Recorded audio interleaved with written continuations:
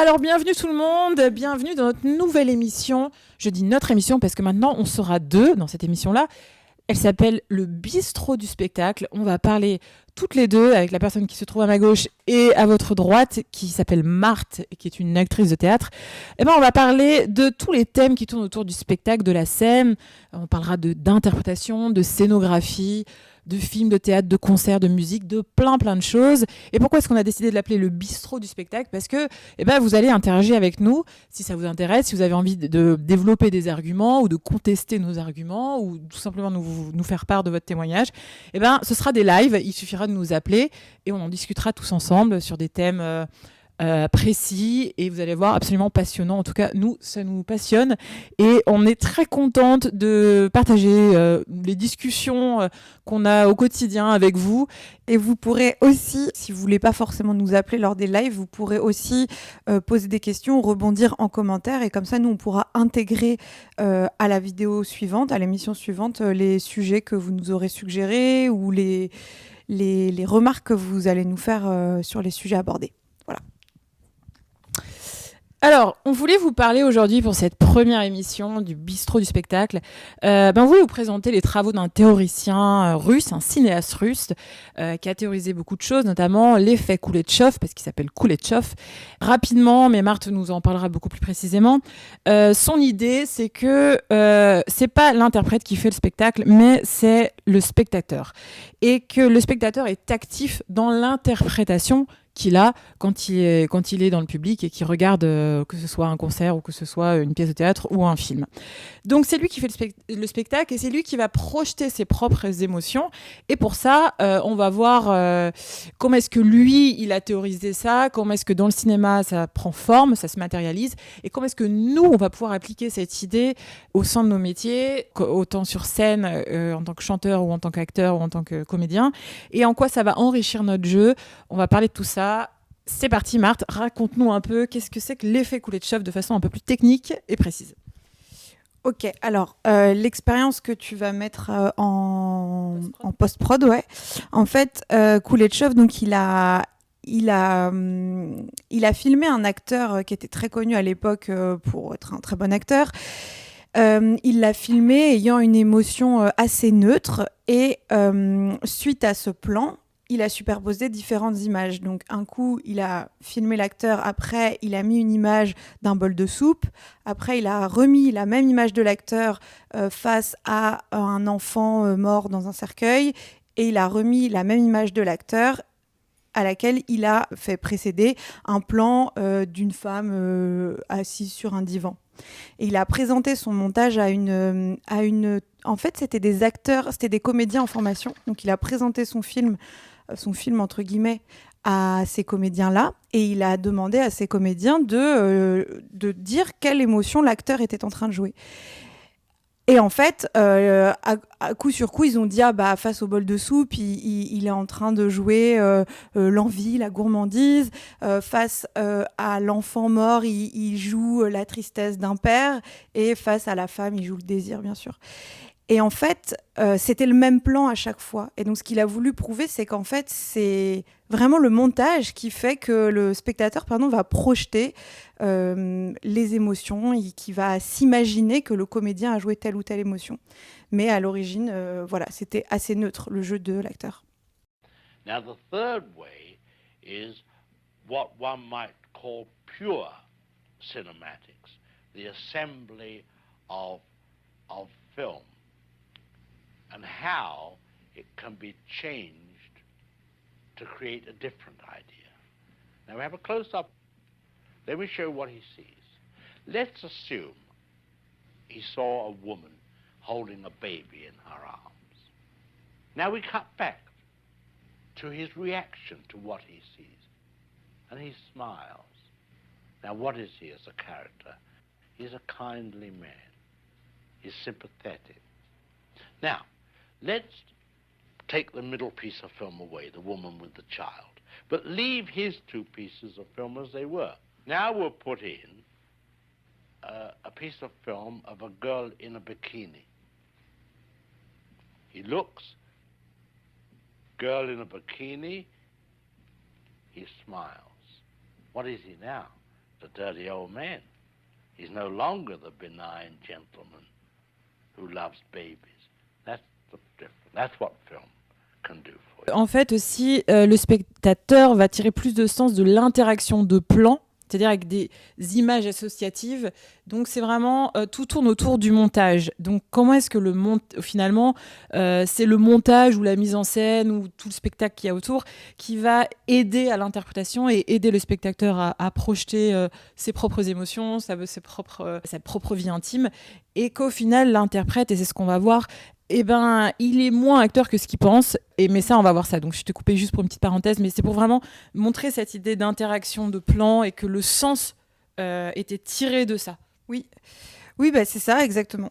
Mais ce que tu as dit par rapport au fait que le spectateur projette en fait sur l'acteur sa vie intérieure, enfin, c'est pas vraiment ce que tu as dit, mais c'est un peu ça. C'est qu'en fait, ce dont moi j'aimerais mettre en lumière, c'est qu'en fait, si on a un jeu trop, on va dire, trop poussé, presque trop surjoué, si on en fait trop et qu'on essaye trop d'expliquer au spectateur ce que l'acteur et ce que le personnage est en train de vivre, et ben en fait, on va perdre le spectateur parce qu'on va pas lui laisser la place de projeter ce que lui, il a dans son imaginaire et ce dont il a besoin de projeter pour croire au spectacle. Donc en fait, je trouve que cette expérience, elle met aussi en lumière le fait que le jeu, en fait, moins on en fait, presque et mieux c'est, dans la mesure du raisonnable, bien sûr. Oui, c'est exactement ça. Alors nous, en musique, en chant, il y a souvent l'idée, quand par exemple on chante une chanson qui nous émeut beaucoup, où on va être un peu emporté par toutes les émotions qui submergent ou que cette chanson nous fait ressentir. Et il y a un peu la notion aussi où on se dit, plus je vais mettre d'émotions, plus les gens vont en ressentir. Or, c'est pas souvent ce qui se passe, et c'est pas parce que sur scène on vit des émotions très fortes que, au final, les spectateurs vont les ressentir. Est-ce que t'es d'accord Oui, je suis d'accord. Et c'est pas parce que vous, en tant qu'interprète, vous avez vécu des émotions très fortes que le spectacle est réussi, en fait. En fait, le spectacle n'est réussi qu'à partir du moment où le spectateur a réussi à se projeter et a cru dans votre histoire. Mais parfois, on met tellement d'émotions, on pense tellement que c'est ce que les gens ont envie de voir, et quelque part, on n'a pas confiance dans la capacité qu'a le spectateur à comprendre ce qu'on est en train de jouer, qu'on bourre et qu'on en met trop. Mais en fait, quand on fait ça, ça ne veut pas forcément dire que le spectacle est réussi. Le spectacle, il est vraiment réussi quand le spectateur s'est projeté et qu'il a cru en votre histoire. Et dans la vie, en général, on cherche même plutôt à réfréner nos émotions, je dirais. En général, quand on a une émotion forte, on va essayer de la calmer pour pas être submergé. Et sur scène, on a tendance à vouloir tout exploser, tout étaler.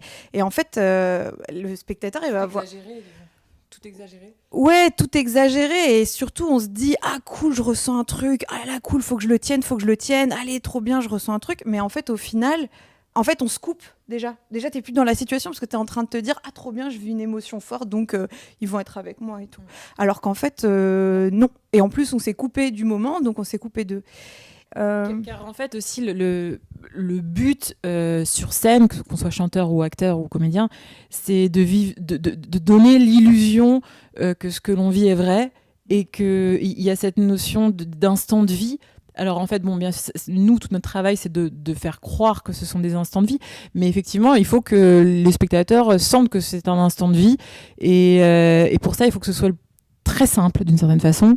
Et on le voit dans ce qu'a fait Kuleshov. Le même jeu d'acteur peut être associé à plein d'idées, à plein d'émotions différentes, que tout ça, c'est de la mise en scène, mais que le jeu en lui-même, il est très simple. Oui. Et c'est un peu là-dessus qu'on voulait vous emmener un peu dans cette direction, de chercher à simplifier l'interprétation et à chercher à transmettre des moments de vie. Est-ce que tu as quelque chose à dire à ça ?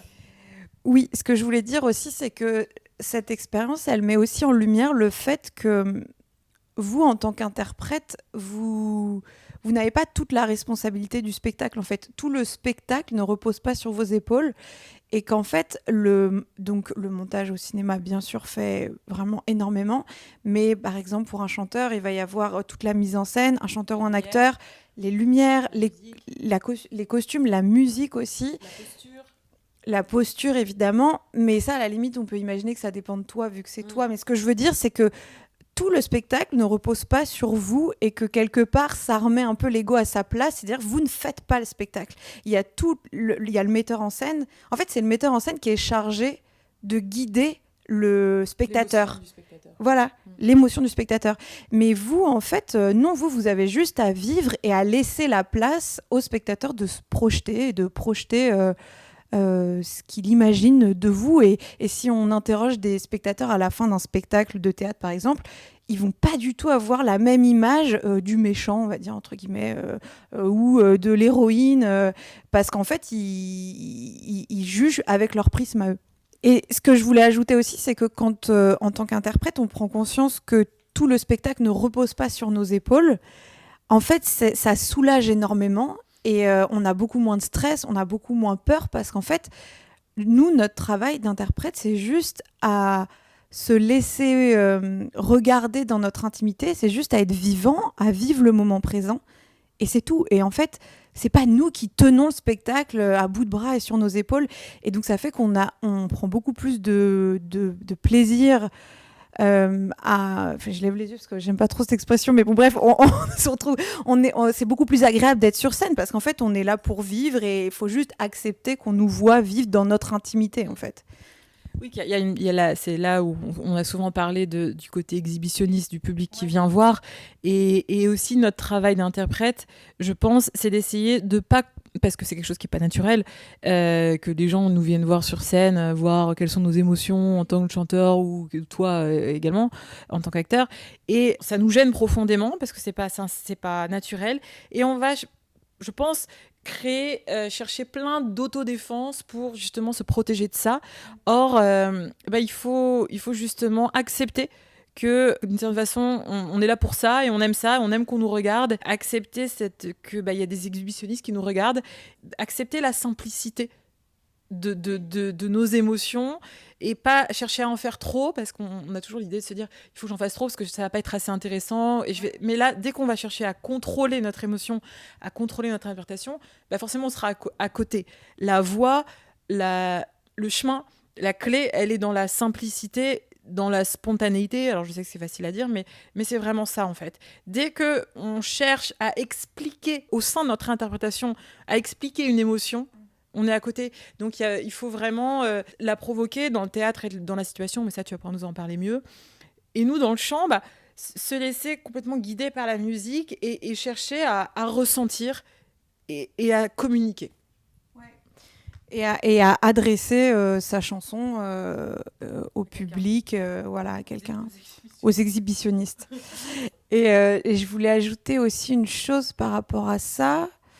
Ouais, c'est que en fait, ça paraît un peu contradictoire de choisir un métier d'interprète où on se produit sur scène et où donc on va être face à des exhibitionnistes qui vont nous regarder et regarder ce qu'on a de plus intime. Et en même temps, de vouloir s'en défendre en créant des barrières. Et parfois, même quand on surjoue, c'est un peu une barrière parce que quelque part, c'est pas nous, quoi. C'est pas vraiment nous. Donc, et on fait presque tout pour pas que le public y croie. Ça paraît complètement contradictoire et ça l'est. Mais en fait, il faut vraiment prendre conscience de ça et être en accord avec le fait, comme tu l'as dit, mais je pense que c'est important de le redire, en fait, il faut aimer qu'on nous regarde dans notre intimité.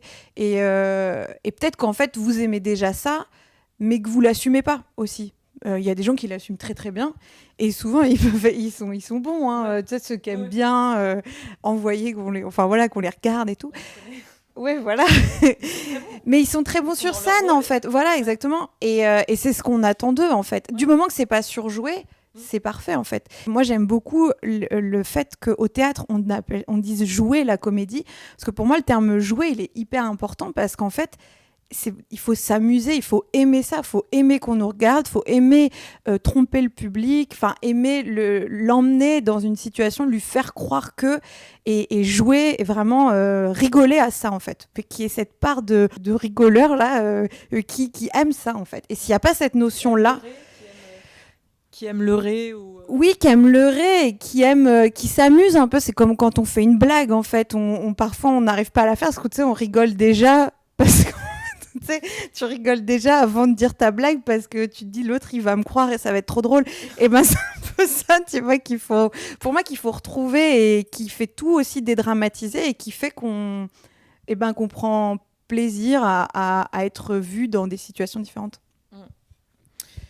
Donc ça, oui, c'est un aspect plutôt psychologique où c'est tout un travail qui a trait à l'image de soi, l'image des autres, et comment est-ce que on peut accepter que les autres nous regardent, le jugement, etc. Ça se fait avec le temps. Malheureusement, ça se travaille. Plus on joue, plus ça se travaille. Mais bon, il faut du temps aussi pour, je pense. À part, sauf si on est quelqu'un d'assez extraverti, mais si on est plutôt introverti, plutôt pas forcément timide, mais un peu pudique, un peu, voilà, pas forcément. Eh ben, il faut un peu de temps, mais voilà, mais ça se fait. Est-ce que t'as quelque chose que tu voudrais ajouter sur ce thème ? Et donc, pour boucler un peu, je dirais que de mon point de vue, en fait, ce que Kuleshov nous enseigne vraiment, c'est que le spectateur est actif, que ce soit au cinéma, au théâtre, à un concert, face à un interprète. Il a vraiment sa place, il fait partie du spectacle. Et que en fait, moi, il y a aussi une autre chose que je voulais dire par rapport à ça, c'est qu'en fait, l'important, c'est pas que vous sentiez être le personnage, mais c'est que le spectateur croit que vous l'êtes. Donc, encore une fois, c'est vraiment toujours le spectateur, il faut vraiment le prendre en compte dans le monde du spectacle et aussi au cinéma, quoi. Il fait partie intégrante de toute la réalisation du projet. Et lui laisser la liberté d'avoir sa propre interprétation, de pas chercher à la contrôler, le laisser libre avec ses images, son passé, ses symboles, tout ce qui va l'émouvoir.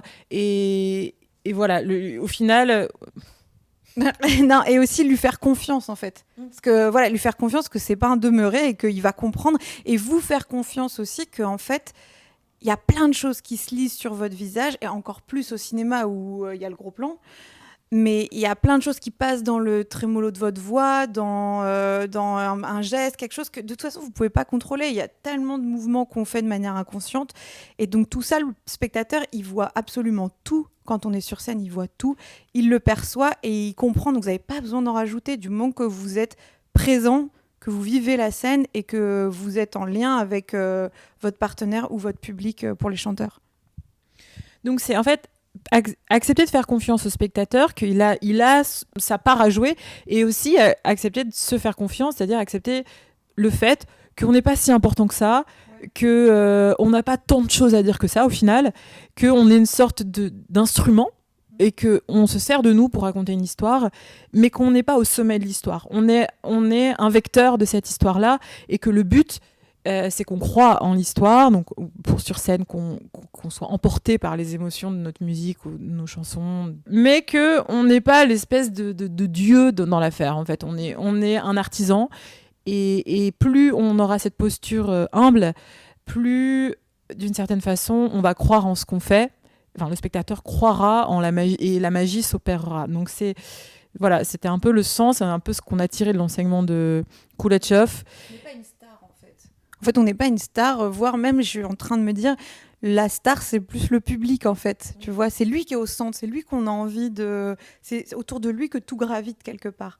En fait, cette histoire de star, non, en fait, tellement pas, enfin, vraiment pas.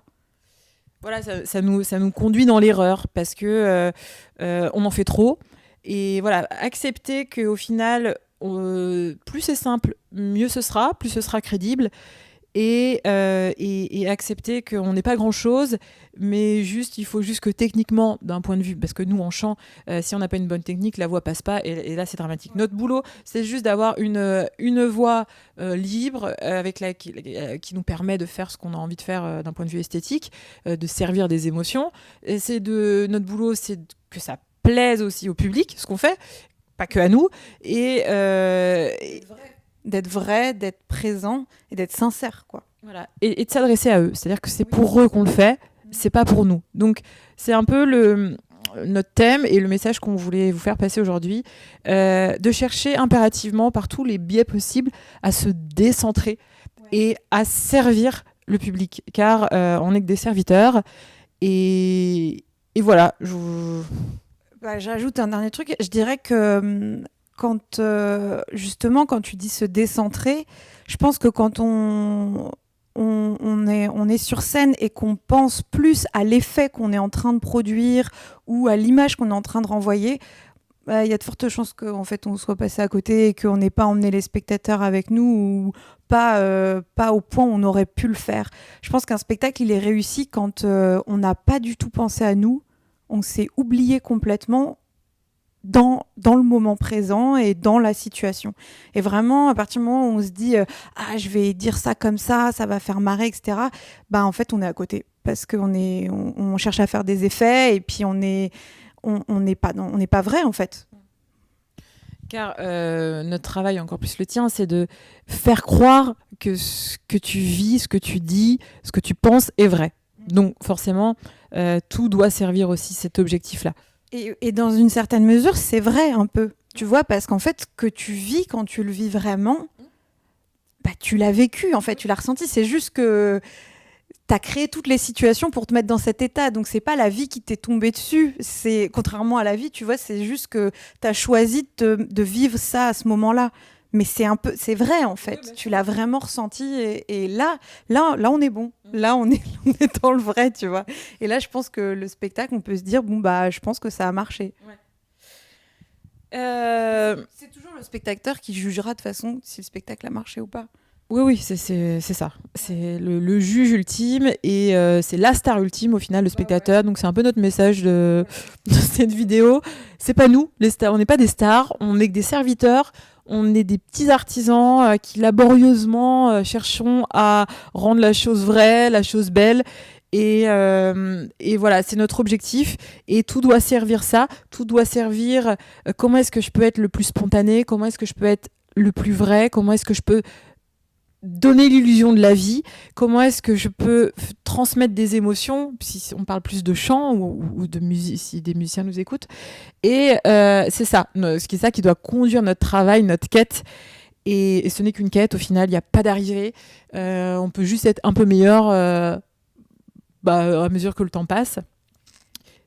Mais effectivement, je ne sais pas ce que tu as évoqué les musiciens, mais je pense que c'est pareil en musique. Tu vois, un guitariste, quand il est vraiment... quand il est pris dans son truc, ou un pianiste, on a des images de pianistes qui sont pris vraiment dans les mots. Et ils sont là maintenant, ils sont pas en train de penser à des effets. Et en fait, quand on pense à des effets, on se coupe de cette possibilité d'être dans un espèce d'élan, en fait, un peu magique qui nous dépasse, en fait. Ouais. Donc pareil pour les musiciens. Voilà. Écoutez, j'espère que cette première émission vous a plu.